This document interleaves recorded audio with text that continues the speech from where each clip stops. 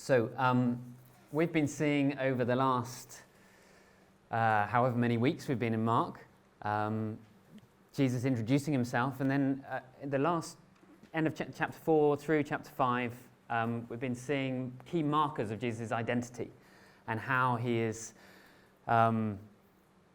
proving that his word is powerful in the lives of those he encounters. And we saw at the end of Mark chapter 4 that he's got power over nature. And we saw this theme of fear and faith coming to play. They were terrified of this storm, the biggest storm they'd ever seen. And Jesus was able to calm it with just a couple of words. And suddenly they realized, wow, Jesus has limitless power.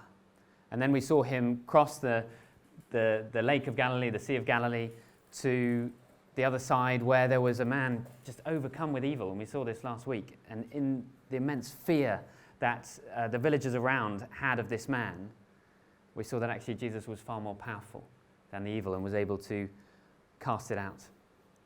And we're going to see that Jesus has power over sickness and power over death itself. So much of this is just about us grasping Jesus' identity and seeing the wonder of who he is, interwoven with lots of just historical eyewitness details, so that we see this isn't just made up nice stories that we'd want to believe. This really happened in real history. And what I want us to see, I'm going to read the passage through, maybe comment a tiny bit, and then we're going to go back over it and read it through again with a bit more comment. And as we go through it the first time, I want you to see this theme of desperation building. And we're going to see that Mark does what theologians have come to call, colloquially, a Mark sandwich. There's a number of places where he stops a story halfway through and then puts something else in, which explains the whole story. And it's as if you've got one story that provides the bread and then the meat in the middle. So let's see if you can spot that. We're going to work our way through the passage and then we'll come back. Mark chapter 5 on your sheets. Verse 21, when Jesus had again crossed over by boat to the other side of the lake, a large crowd gathered round him while he was by the lake. Then one of the synagogue leaders named Jairus came, and when he saw Jesus, he fell at his feet. So this is an important, wealthy man, an absolute pillar of the community, and he's named, isn't he? He's named as Jairus. That's something they would have remembered, and perhaps people reading Mark years later, as he wrote down his account, would have been able to go back and discover whether Jairus really was the synagogue leader at that time. This isn't just legend. Verse 23. He pleaded earnestly with Jesus, "My little daughter is dying. Please come and put your hands on her so that she will be healed and live." So Jesus went with him. A large crowd followed and pressed around him. And a woman was there who had been subject to bleeding for 12 years. She had suffered a great deal under the care of many doctors and had spent all she had, yet instead of getting better, she grew worse. When she heard about Jesus, she came up following behind him in the crowd and touched his cloak, because she thought, if I just touch his clothes, I will be healed. Immediately, her bleeding stopped, and she felt in her body that she was freed from her suffering. At once, Jesus realized that power had gone out from him. He turned round in the crowd and asked, "Who touched my clothes?" "You see the people crowding against you," his disciples answered. And you can ask, "Who touched you?" Everyone touched you. But Jesus kept looking around to see who had done it. Then the woman, knowing what had happened to her, came and fell at his feet, and trembling with fear, told him the whole truth. And he said to her, "Daughter, your faith has healed you. Go in peace and be freed from your suffering." While Jesus was still speaking, some people came from the house of Jairus, the synagogue leader. "Your daughter is dead," they said. "Why bother the teacher anymore?" But overhearing what they said, Jesus told him, "Don't be afraid, just believe." He did not let anyone follow him except Peter, James, and John, the brother of James. And when they came to the home of the synagogue leader, Jesus saw a commotion with people crying and wailing loudly. I'm just going to pause there. That may seem a bit weird to us, because in British culture, the culture at a funeral is hold it all in and don't show your emotions too much. And perhaps we're trying to encourage people to say it's okay to cry now, but certainly traditional British culture is that, isn't it? Whereas in other parts of the world, the culture is let it all out. And if you don't let it all out, then you're not really showing respect and honouring the dead. And so the theme of the time was, apparently in the Jewish code, it was said that however poor you were, the minimum you were supposed to drum up was 2 official criers and 2 official people playing the pipes. Okay, so you had to hire at a funeral, however poor you are. I discovered the other day, a few years ago, what the minimum cost of a funeral is here, and it's pretty expensive. It's several £1,000s. Well, how you used your several £1,000s back then is you had to have professional wailers and professional people playing a dirge on the pipes. Now, if Jairus was a very wealthy man, then he would have had professional wailers and mourners and people playing the pipes, loads and loads of them out there. That's what all this commotion is going on. And the ruling behind that was that as soon as they were officially pronounced dead, that's when the wailing started and that pipe playing, and that would continue until they were buried in the ground. Now they tried to bury them the next day, but that's quite a striking cultural thing that we perhaps might not grasp as we come to this story and we think, what's going on? Are people just sad? No, these are professional wailers who know that the little girl is definitely dead, otherwise they wouldn't have been hired because they're expensive. And that's what they're doing there. So, back to verse 38. When they came to the home of the synagogue leader, maybe your imagination now is going, Jesus saw a commotion with people crying and wailing loudly. And he went in and he said to them, "Why all this commotion and wailing? The child is not dead, but asleep." But they laughed at him.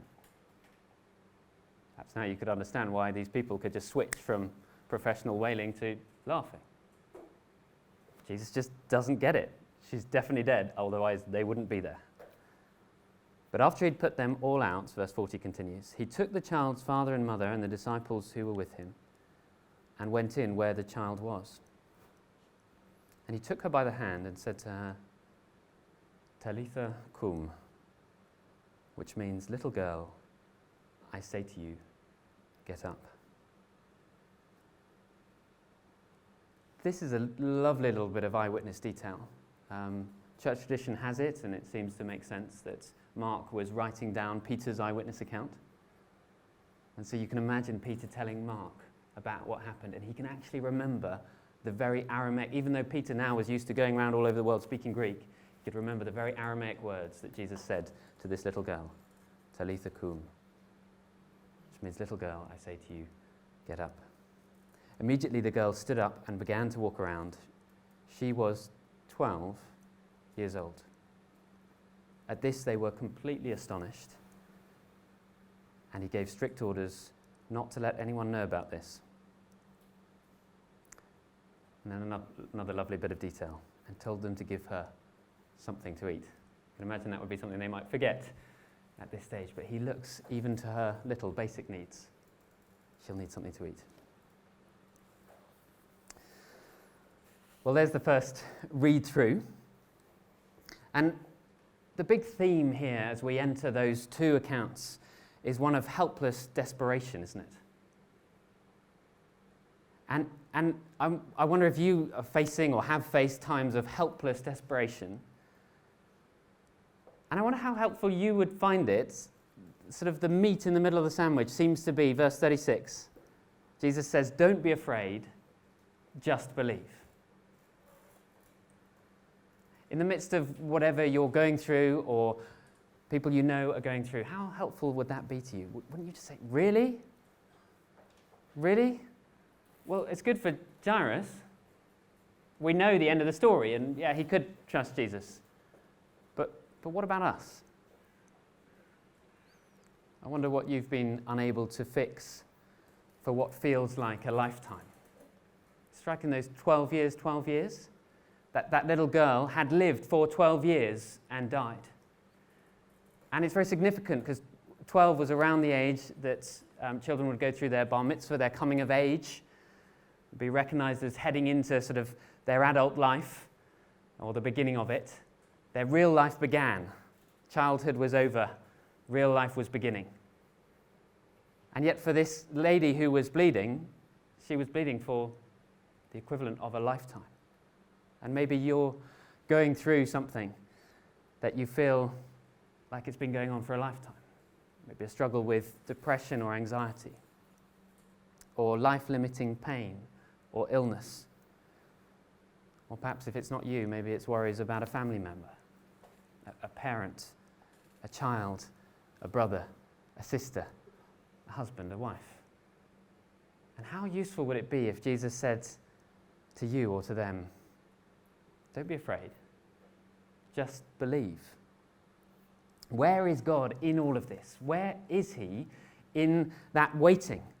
We see Jairus has to wait a bit, not very long. The woman has to wait 12 years, a lifetime. Let's get back into the story, verse 21. There on your sheets. When Jesus had crossed over by boat to the other side of the lake, a large crowd gathered round him while he was by the lake. Everyone wants to see Jesus. Then one of the synagogue leaders, named Jairus, came, and when he saw Jesus, he fell at his feet. Here's this prominent, respectable, moral synagogue leader. It doesn't mean necessarily that he was a rabbi, although he could have been, but he organized church gatherings. A lot of the way we do church is modeled on synagogues. He organized the gathering of God's people when they couldn't make it to the temple at Jerusalem. And he would have been wealthy, moral, prominent, well-respected. But he's desperate, humiliatingly desperate, isn't he here? He pleaded earnestly with Jesus. And when he says, my little daughter is dying, this is it. It's as if she's been pronounced dead. It's over. And so all of his options have gone, and he hears about Jesus, and this is his last-ditch attempt. He's absolutely desperate. And you can imagine that feeling, if you've got children yourself, of the desperation that would come with knowing that your little daughter was about to breathe her last. It was time to say goodbye. They were already preparing the funeral arrangements. And then he says, verse 23, please come and put your hands on her so that she will be healed and live. He has some confidence in Jesus, that Jesus can do this, even though perhaps he's teamed up with the other religious leaders who we know are skeptical of Jesus. He says, please come and put your hands on her so that she'll be healed and live. So Jesus went with him.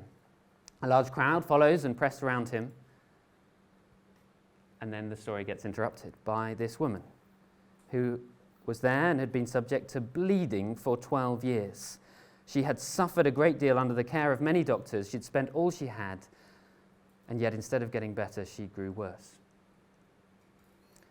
She was ill and poor because of her illness, but actually worse. And if we're not immersed in Jewish culture, then we perhaps won't feel the weight of this. If she'd been bleeding for 12 years like this, that means 12 years of uncleanness. In Jewish culture and biblical culture of that day before Jesus, blood was a very clear sign of the life of a human being. And so in Leviticus, in God's law, he put in place reminders that any time someone touched something that was bloody, or ate something that was bloody, or went near something that was close to death, or dead, then they would become unclean. And in Leviticus chapter 17, verse 11, it says this, for the life of a creature is in the blood, and I have given it to you to make atonement for yourselves on the altar. It is the blood that makes atonement for one's life. That's there on your sheets. The reason blood was so significant is that in a perfect world, blood should never be shed. And when blood is shed, it's a sign that life is going out, and that life is leaving the body. And so into the very cycle of birth, God placed bleeding. Now, I'm not going to go into a lot of detail on this, but for women you have the monthly cycle, and that is supposed to be a reminder that in order to give life, life is going to have to come out in some way. There's a really helpful book that's been published. I'm sure better will be published in the future, but they're just very rare, by someone called Rachel Jones, called A Brief Theology of Periods. I was encouraged to read it as a man, as a pastor, as a husband, as a father, and I'd encourage men and women to read that, actually, because it's something that we often keep quiet. And in a culture which is now becoming a bit more open in a good way, it'd be good for us to think theologically about that. A Brief Theology of Periods by Rachel Jones, if you want to get that book. It's short, easy to read, and will get you thinking about a biblical view of why that exists. But we enter into the world of what is kosher and what is not kosher, what is clean and what is unclean. And because this woman was unable to stop the bleeding, it was as if she was in a permanent time of her monthly cycle. And so she was constantly unclean. She was untouchable for 12 years. This would mean that she was either unable to marry in the first place or functionally single because she couldn't even share a bed with her husband. And so she'd be cut off from her own family. It means she was unable to go to the synagogue to worship God or to the temple. And so she couldn't be intimate with God's people and worshipping Him with God's people as she was made to be. It would even mean that she was technically unable to give anyone a hug for 12 years. She was isolated, she was cut off, she was in the darkness. And the connection between losing blood and sin was so tight that she would have felt a sense of shame and guilt. It was very striking hearing the testimony of that lady. What was she called, John? Jennifer. And she talked about her debt, having that burden on her of shame and guilt and looking down and in the darkness and away from people. Well, this woman would have felt like that even more so. She was like the living dead. She was alive, but she was cut off from all that was good. And yet, clearly, she was a woman of faith. She believed in God. Otherwise, she wouldn't have cared about the ceremonial uncleanness part. She was desperate to be close to Him, and boy, do you think she prayed. My guess is she prayed a lot. And she went to see her rabbi, and she went to see the priests, and she went to see the doctors. And yet, everything got worse, not better. And you think, where is God in that? Why is that okay? In some ways, it's almost more offensive. Why now this sudden healing? Jesus gets a bit of glory. But why the 12 years?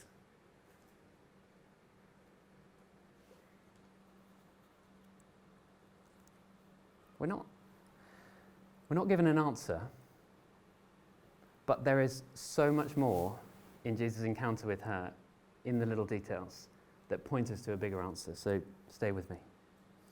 So verse 27, when she heard about Jesus, she came up behind him in the crowd. Now, whether it's significant or not, some theologians have pointed out that the word for to follow Jesus, so whenever Jesus encounters anyone, he says, follow me, is that word behind. So it's actually, she came up and followed him in the crowd. There might be something significant there, but let's see whether it builds. And touched his cloak, because she thought, if I just touch his clothes, I will be healed.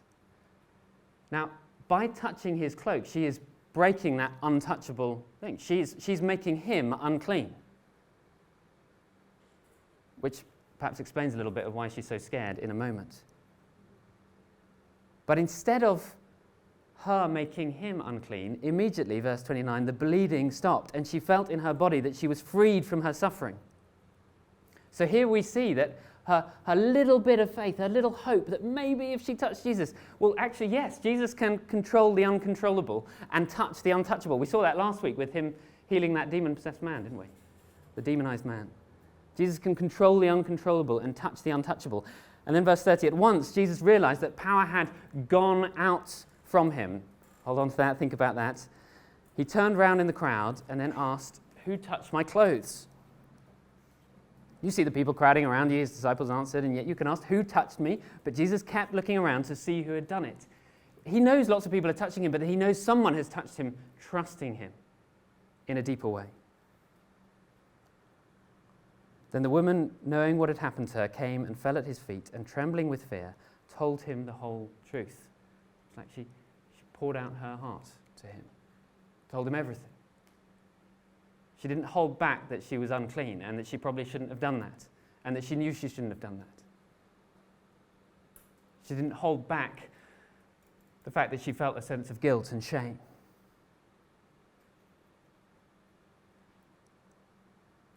But he said to her, verse 34, "Daughter, your faith has healed you." And the word for healed is the same word as the word for saved. When the New Testament asks, how may I be saved for a relationship with God? Well, that's the same word Jesus uses here. Daughter, your faith has saved you. Go in peace. We hear that. It could be seen as just a greeting, but in the context of this, and Mark doesn't waste his words, there's so much Mark doesn't record for us.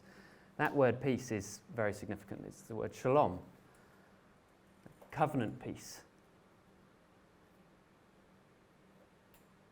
Go in peace and be freed from your suffering. While Jesus was still speaking, verse 35, some people came from the house of Jairus, the synagogue leader. "Your daughter is dead," they said. "Why bother the teacher anymore?"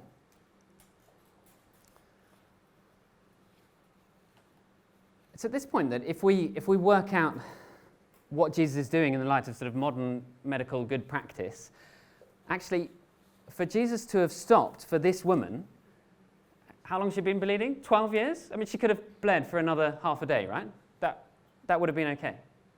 So for Jesus to stop for this woman is irrational. In fact, it's worse than irrational. It's malpractice, isn't it? Doctors know that if you've got someone who's a patient who's not an emergency case and a child comes in with flashing lights, well, you hurry to the child and you sort them out before you deal with the non-emergency case.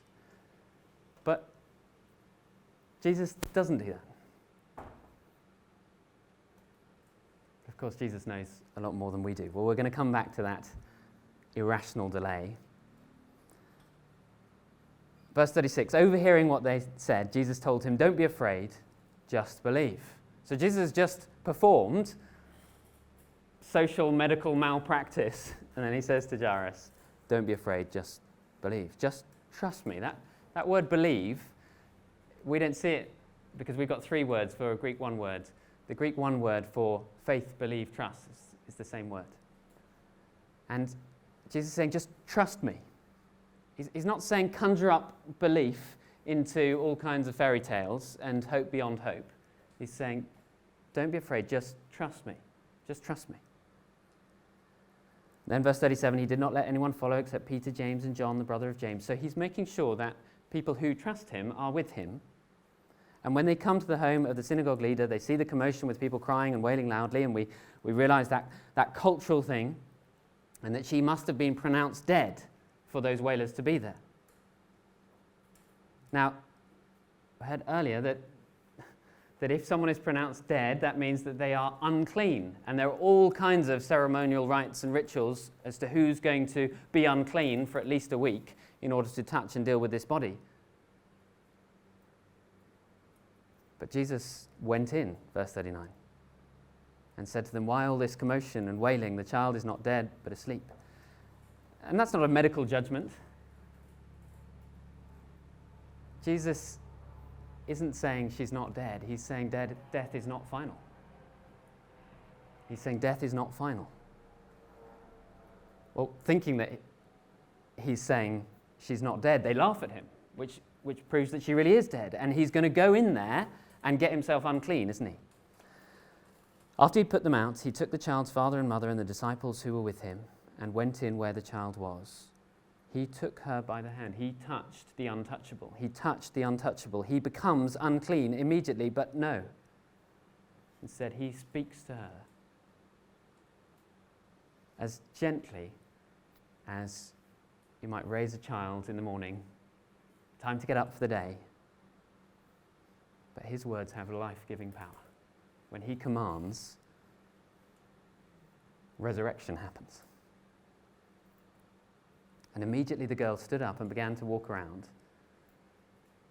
She was 12 years old. At this, they were completely astonished. He gave strict orders not to let anyone know about this. He's not ready for the confrontation with all the leaders. He's not ready for them to start putting labels on him. He wants to reveal himself in his own time. And then he cares about her physical needs. And this account closes. But I just want us to observe a few things as we try and tie all this up. First, Jesus' grace reverses the values of this world, doesn't it? It looks initially like Jesus is treating Jairus as the very important man that he is, but I think it's so that he can show him quite the opposite. You see, Jairus is a man, this is a woman, and he stops for the woman. Jairus is high status synagogue ruler. She is ceremonially unclean. And yet he stops for her and lets him wait. He is rich. She has spent all her money. He is top of the social food chain. And Jesus turns to a woman of no status and gives her his full attention while telling the high status man to wait. See, it tells us that in a crowd, Jesus is most interested in the people who are the most messed up and who've messed up the most. It's one of the reasons we should love the work of things like CAP, because Christians Against Poverty is deliberately interested in the people who are the most messed up and who've messed up the most, and goes to love and serve them and help them. And we're told again and again, and most famously in 1 Corinthians 1, it says, God has chosen the foolish things to shame the wise. He raises those of no status up to high status, and Jairus has to wait for this poor, unclean woman who's been used to hiding in the shadows, and Jesus calls her. And what does he call her? Do you notice what he calls her? He calls her daughter. And this is the only time that Jesus in Mark directly addresses a woman as daughter. He's singling her out. He wants us to focus in on her. Actually, this whole account is about her more than it is about Jairus, the famous man. And what we see happening here is Jesus is able to be for her, this woman, what Jairus thought he could be but failed to be for his daughter. So Jairus is the father and protector of his precious daughter, but he can't help her. He can't help her to the point that she dies and becomes untouchable. Jesus reaches out and says, daughter. He becomes father and protector to this woman as his own daughter. Her faith is not strong. We know she was just willing to sort of hide in the shadows and touch his cloak. Her faith is not strong. It's just in the right place at last. She's put her faith and lots of money in the wrong place. And often people think that when Jesus calls people to faith in him, they're calling them to sort of throw their brain away and scrunch up their will and sort of believe with all their heart in fairies and then jump into the dark.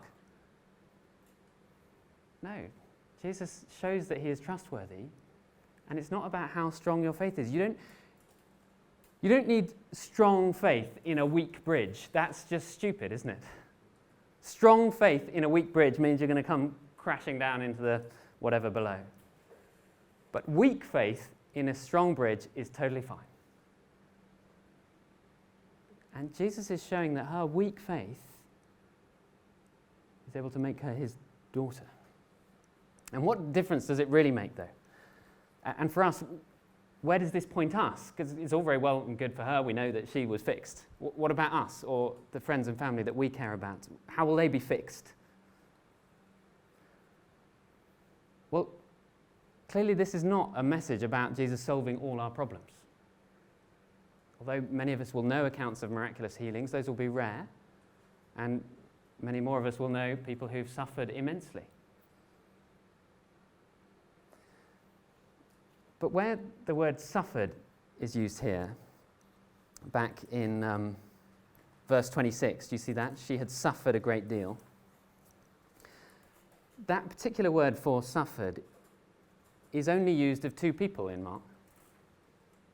It's used of her and Jesus. Just have a look at the next verse on your sheets, Mark chapter 8, verse 31. He then began to teach them that the Son of Man must suffer many things and be rejected by the elders, the chief priests and teachers of the law, and that he must be killed and after 3 days rise again.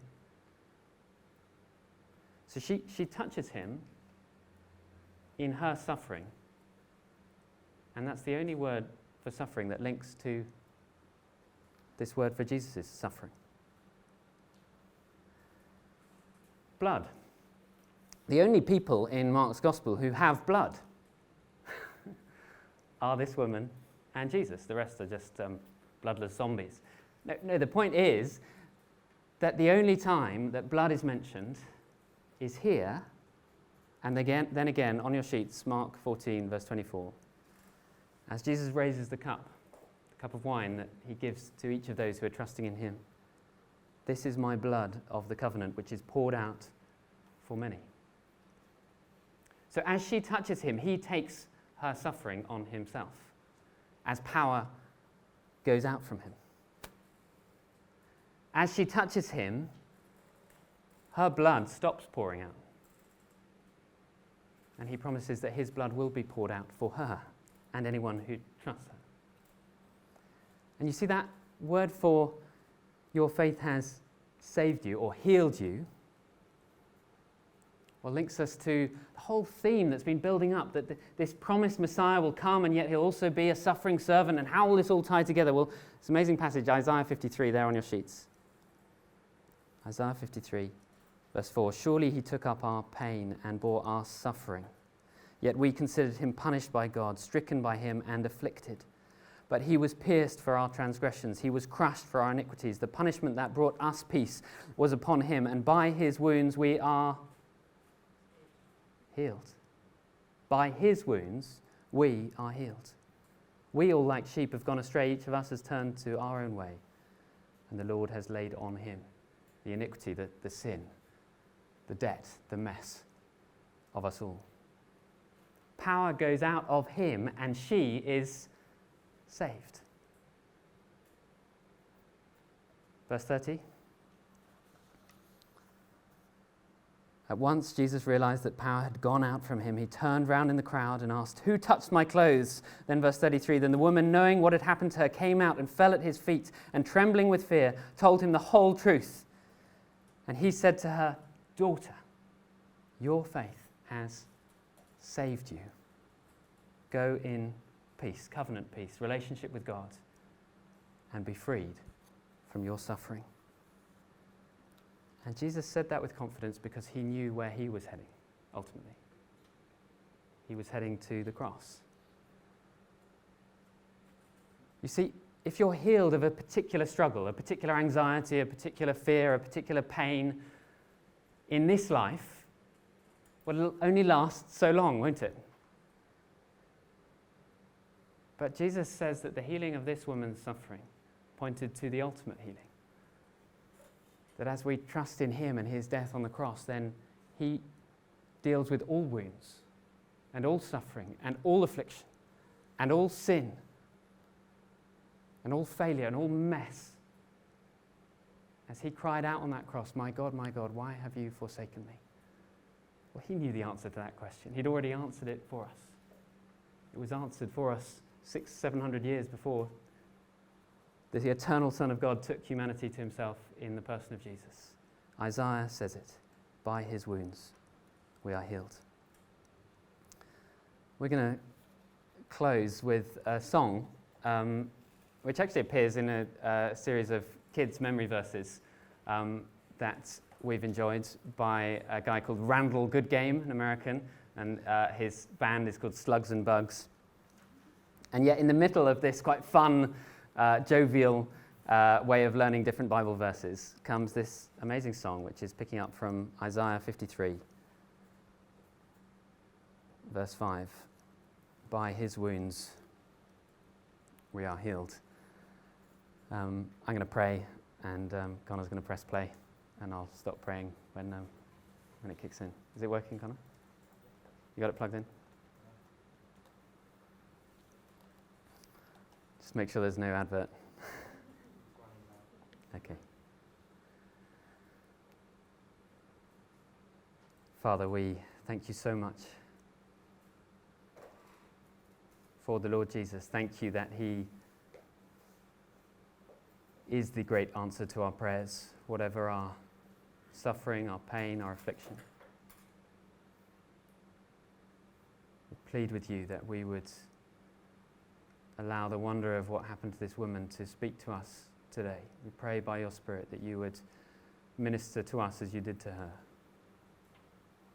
and that we might hear the voice of the Lord Jesus say to us, daughter, son, your faith, however weak, has healed you, has saved you. Go in peace and be freed from your suffering. Amen.